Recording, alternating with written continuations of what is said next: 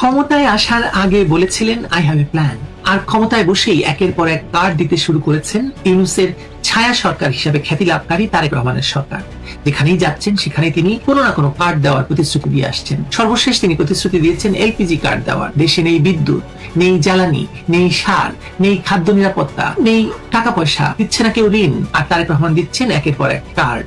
আর হ্যাঁ, কথা নেই বার্তা নেই, যেখান সেখান দিয়ে খাল কাটা সেই জিয়াউর রহমানের প্রকল্প এখন এই 2026 সালেও তারেক রহমান চালিয়ে যাচ্ছেন। ওদিকে আইএমএফ বলছে এসব কার্ড ফার্ড বাদ দেন, নাহলে ঋণ পাবেন না। বোঝেন অবস্থাটা একবার। কার্ড, কৃষক কার্ড, ক্রীড়া কার্ড, ফ্রিল্যান্সার কার্ড, ই হেলথ কার্ড, ফুয়েল কার্ড, প্রবাসী কার্ড, গলা ব্যথা হয়ে গেছে। আর এইবার যুক্ত হলো এলপিজি কার্ড। গত 26শে এপ্রিল যশোরের জনসভায় দাঁড়িয়ে তারেক রহমান যখন এলপিজি কার্ডের ঘোষণা দিচ্ছিলেন, তখন সামাজিক যোগাযোগ মাধ্যমে একটাই প্রশ্ন ভাইরাল হয়ে গেল, ভাই একটা ব্যাগও দেন, কার্ডগুলো রাখার জায়গা নাই। ঠাট্টা তামাশা একটু বাদ রাখি, এই ঠাট্টা তামাশার আড়ালে একটা গভীর রাজনৈতিক সংকট আপনারা দেখতে পাচ্ছেন কিনা আমি জানি না। এই কার্ড কেন্দ্রিক শাসনের আসল চিত্রটা কি? এটা কি সত্যিকারের প্রতিশ্রুতি, উন্নয়ন, নাকি সরকার যা পারছে না দিতে, এখন পারছে না, খাওয়াতে পারছে না, সেজন্য তার ব্যর্থতা ঢাকার এক রঙিন আবরণ, একটা কার্ড? এই যে কার্ডের বন্যা, এটা তো জনগণের সঙ্গে একটা প্রতারণা হচ্ছে। ফ্যামিলি কার্ড, কৃষক কার্ড, ক্রীড়া কার্ড, এতগুলো কার্ডের কথা বললাম, কোনোটারই বাস্তব কোনো ভিত্তি নেই। বিদ্যুৎ নেই কিন্তু কার্ড দেওয়া হচ্ছে, গ্যাস নেই কিন্তু এলপিজি কার্ড দেওয়া হচ্ছে, চিকিৎসা নেই কিন্তু ই হেলথ কার্ড দেওয়া হচ্ছে, কৃষক সার পাচ্ছে না কিন্তু কৃষক কার্ড দেওয়া হচ্ছে। এটা কি রাষ্ট্র পরিচালনা না নাটক?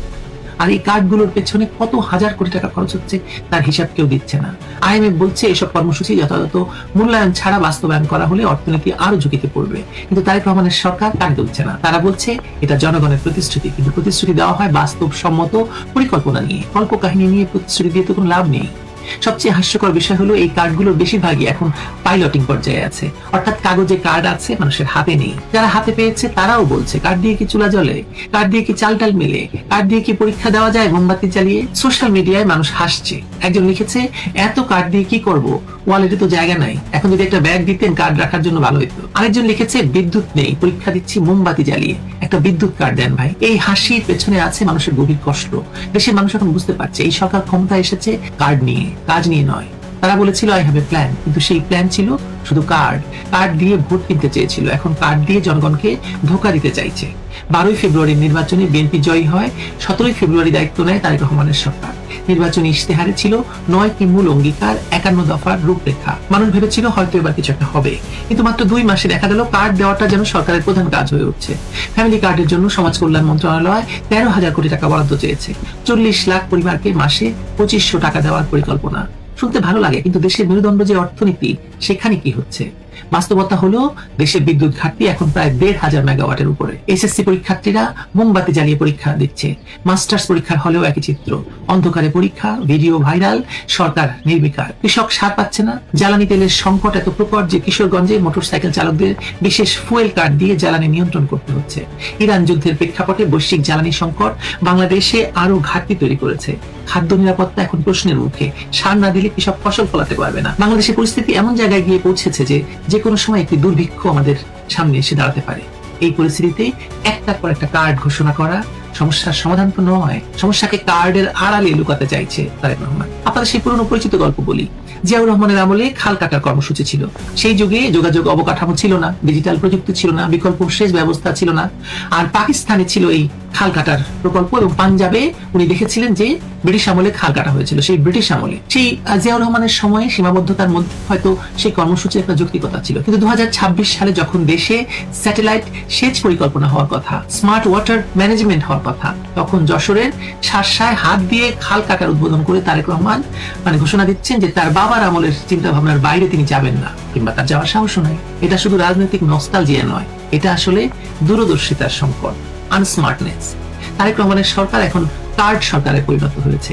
কার্ড দিয়ে দেশ চলবে না, চলে বিদ্যুৎ, গ্যাস, সার, চিকিৎসা, শিক্ষা, কর্মসংস্থান দিয়ে। আসলে এসবকে যখন আপনি এগিয়ে নিতে পারবেন তখনই দেশটা চলবে, কিন্তু এগুলো তো দূরের কথা। কার্ড ছাড়া তো আর কিছুই দিতে পারছে না সরকার, তাও আবার কার্ড নয়, কার্ডের প্রতিশ্রুতি। আর কত কার্ড দেবেন তারেক রহমান? একটা দেশকে কার্ড দিয়ে চলে না, চলে জনগণের আস্থা, পরিকল্পনা, প্রতিশ্রুতি এবং পারদর্শিতা দিয়ে। আপনি তো কার্ড দিয়ে জনগণের পকেট ভরতে চাইছেন, কিন্তু পকেটে তো টাকা থাকতে হবে। সেই টাকা আসবে উৎপাদন থেকে, কর্মসংস্থান থেকে, শিল্প থেকে, কার্ড থেকে নয়। এর সঙ্গে আবার 20,000 কিলোমিটার খাল খননের প্রতিশ্রুতি, বৃক্ষরোপণ, বিনামূল্যে ইউনিফর্ম, ওয়াইফাই, 1 লাখ স্বাস্থ্যকর্মী, সব মিলিয়ে এক বিস্তৃত নির্বাচনী কল্পনার তালিকা হাজির করা হয়েছে। কল্পনা থাকতে পারে, ভীষণও থাকতে পারে, কিন্তু ভীষণের প্রথম শর্ত হলো অগ্রাধিকার নির্ধারণ। যেখানে অর্থনীতি টানা পড়ে নেই, জ্বালানি আমদানি অনিশ্চিত, বৈদেশিক ঋণ তার কিস্তি ঝুলে গেছে, কর জিডিপি অনুপাত দুর্বল, ব্যাংক খাত অসুস্থ, সেখানে সরকারের প্রথম কাজ হওয়া উচিত ছিল অর্থনীতিকে স্থিতিশীল করা, বিদ্যুৎ জ্বালানি সরবরাহের স্বস্তি ফেরানো এবং বিদ্যমান নিরাপত্তা কর্মসূচিগুলোকে একীভূত এবং দক্ষ করা। নতুন নতুন কার্ডের উৎসব শুরু করা নয়। রাষ্ট্র পরিচালনা মানে শুধু প্রতিশ্রুতি বিতরণ নয়, সক্ষমতা, সততা এবং বাস্তবতার কঠিন পরীক্ষা। যদি কার্ডের নামে প্রকৃত সেবা পৌঁছে, দুর্নীতি কমে, অন্তর্ভুক্তি বাড়ে, তাহলে মানুষ সমর্থন দেবে। কিন্তু যদি কার্ড হয়ে ওঠে শুধু প্রচারণা আর প্রতারণার রঙিন মুখোশ, আর ভেতরে থাকে বিদ্যুৎহীনতা, জ্বালানি সংকট, মুদ্রাস্ফীতি, খাদ্যের অস্বাভাবিক দাম আর ঋণদাতাদের চাপ, তাহলে জনগণ প্রশ্ন করবেই, আর কত কার্ড দেবেন আপনি আমাদের? কার্ড কম, কাজ বেশি। মানুষ এখন এই জবাবটাই চায়। সুতরাং এই কার্ডের রাজনীতি বন্ধ করেন। দেশকে কার্ড নয়, কাজ দেন। জনগণ আর কার্ড চায় না, চায় বিদ্যুৎ, চায় গ্যাস, চায় সার, চায় চিকিৎসা, চায় শিক্ষা, চায় নিরাপত্তা। আর যদি কার্ড দিতে হয় তাহলে একটা বিদ্যুৎ কার্ড দেন অন্তত, যেটা দিয়ে মোমবাতি না জ্বালিয়ে পরীক্ষা দেওয়া যায় অন্তত। কিংবা ভাতের কার্ড দেন। কিছুদিন পরে এই ভাতের কার্ড খুব জরুরি হয়ে উঠবে বাংলাদেশের মানুষের জন্য। ভালো থাকবেন সবাই।